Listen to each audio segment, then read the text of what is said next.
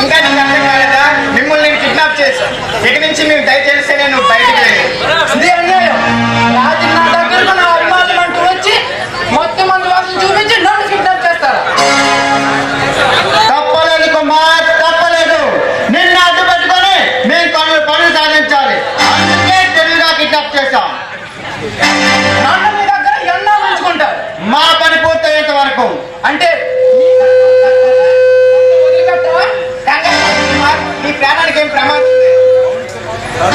అవును కుమార్, నీకు ఇక్కడ ఏ లోటు రాదు.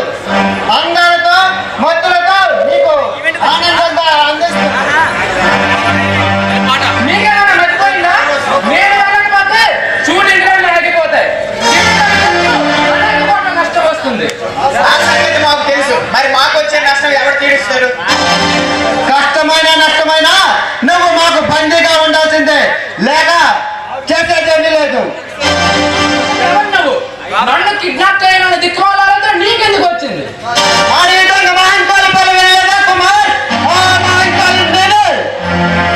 మా బాస్ పేరు వింటే ఏడ్చే పిల్లలు కూడా ఏడు పాటేస్తారు. అంత భయం ఈ ప్రపంచానికి మా బాస్ అంటే. నరరూప రాక్షసుడు మహంకారికి మీరు ఇప్పుడు బందీనయ్యారన్నమాట. నరరూప రాక్షసుడు నీకు కూడా తెలిసిందనమాట. మీ పేరు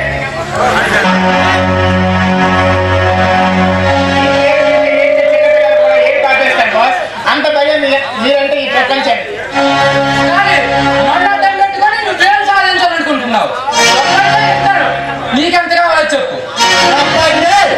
ఏ బ్యాంక్ దోచుకోవచ్చు.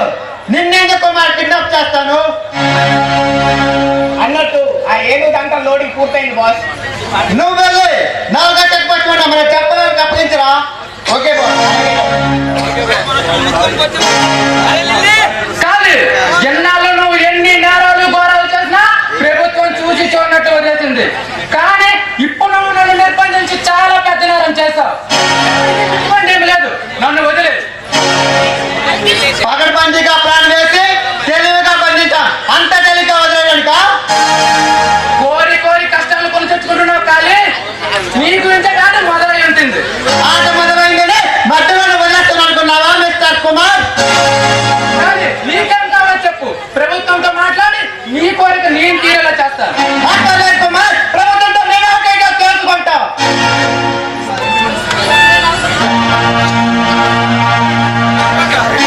మీకు ఆయన మాట్లాడలేదు. నువ్వు రెండు మనుషులు కాదు, ఆ వండుతానే నీ ప్రాణాలకు నొప్పి తెస్తుంది. ఒకసారి ఆలోచించు. ప్రాణాలకే భయపడినవైతే ఎప్పుడో ప్రభుత్వానికి లొంగిపోయేవాడినా. నా మీద ప్రాణం ఆశలేదు. ఈ సమాజం మీద కసి మాత్రమే ఉంది. అందుకని అమాయకుల ప్రాణాలు బలి తీసుకుంటావా? నీకు సమాజం మీద ఖర్చు ఉండడం కాదు, సమాజమే నీ మీద ఆశయం పెంచుకుని ఉంది. రక్తం తాగే రాత్రుల్లో మారనంటే కారణం ఎవరు? ఈ మనుషులు. ఈ సమాజం కులం తక్కువ వాడినని, నిరుపేదవాడినని తరిమి తరిమి తరిమి కొట్టింది ఈ సమాజం. తక్కువ కులంలో పుట్టిన తప్పు కాదు, నిరుపేదగా జన్మించిన నేరం కాదు. అలా అని నన్ను వదిలేసినట్టు గాయం చేసింది. ఎవరో కొందరు చేసిన తప్పుకు మొత్తం మానవ జాతి మీద కసి పెంచుకోవడం న్యాయం కాదు. కానీ ఎవరో కొందరు చేసిన తప్పుకు ప్రభుత్వం మీద పగ పెంచుకోవడం కూడా మంచి పద్ధతి కాదు. ప్రభుత్వం అంటే ఎవరు? ప్రజల్లో నుంచి పుట్టిన వారేగా. అన్నావు చూడు, ప్రభుత్వం చూసి చూడనట్టు వదిలేస్తుందని.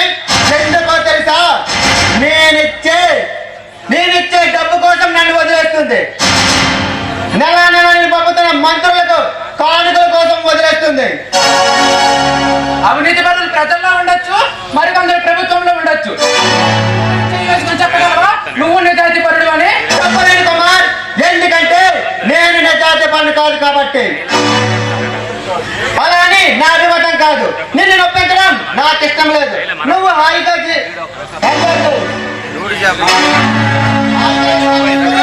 లిల్లీ వస్తుంది.